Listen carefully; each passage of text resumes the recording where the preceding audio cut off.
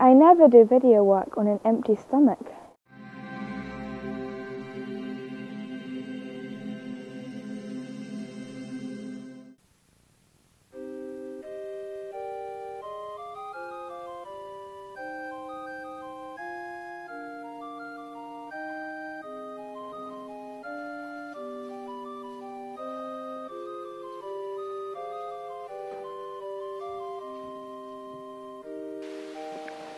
Christian beliefs about the afterlife vary between churches, but the vast majority of Christians believe in some kind of heaven, in which believers enjoy God and freedom from suffering and sins. Christians also believe in the existence of hell, where unbelievers and sinners are punished. The new Pope Benedict recently said, "Hell is a place where sinners really do burn." I recently bought one of these bracelets that have the words, "What would Jesus do?"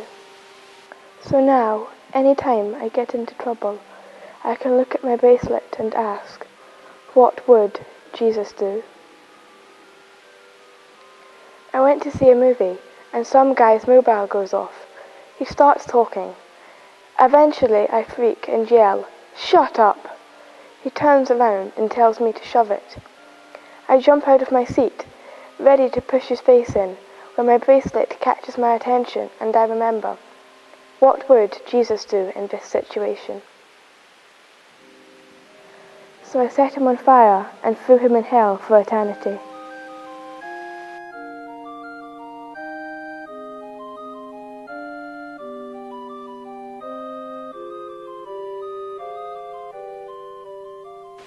Heaven and hell, good and bad, I believe they exist in all of us. Can't say I believe they exist as physical places, like the Pope would have us believe.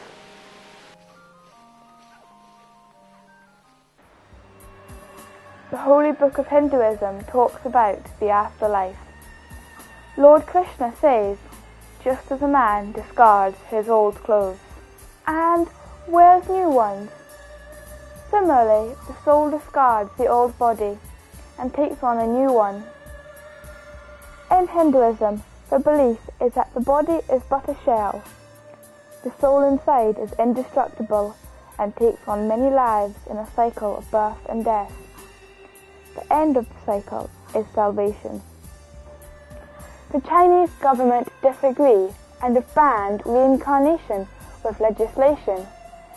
The Dalai Lama now requires written permission to reincarnate. Sure hope the Dalai Lama can turn the reincarnation thing on and off.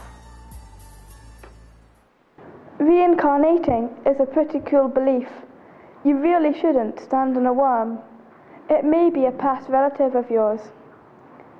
Hello, Auntie Flo. How are you? Poet John Masefield wrote, "I hold that when a person dies, his soul returns again to earth, arrayed in some new flesh disguise. Another mother gives him birth. With sturdier limbs and brighter brain, the old soul takes the road again." Pretty cool poem, that is.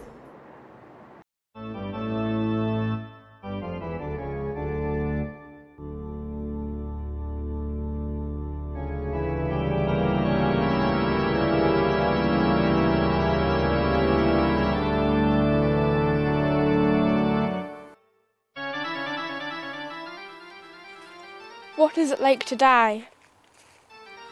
The term near-death experience, or NDE, is an experience reported by someone who has nearly died. Most of us fear death to some extent. There are now even more people who have come back from the dead and told their story. Most are very pleasant and even joyful.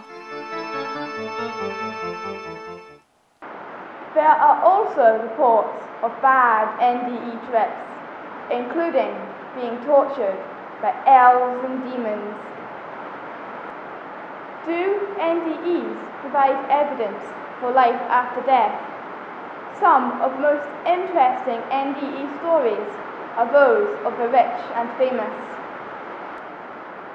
People having near-death experiences are greeted by someone they deeply love or the so-called being of light. After Elvis died, and yes, he is dead, many people who had NDEs reported that they were greeted at heaven's door by Elvis. An American teacher saw Elvis in a bright light during her NDE. The woman had met Elvis when she was a child. This is how she put it. I entered into a dark tunnel, and suddenly I was in a place filled up with love and a beautiful bright light. The place seemed holy. My father, who had died 2 years earlier, was there, as were my grandparents. Everyone was happy to see me, but my father told me it was not my time and I would be going back. Just as I turned to go, I caught sight of Elvis. He was standing in this place of intense bright light. He just came over to me, took my hand and said, "Hi, Bev, do you remember me?" Elvis may have left the building, but some would have us believe he is the doorman in the next.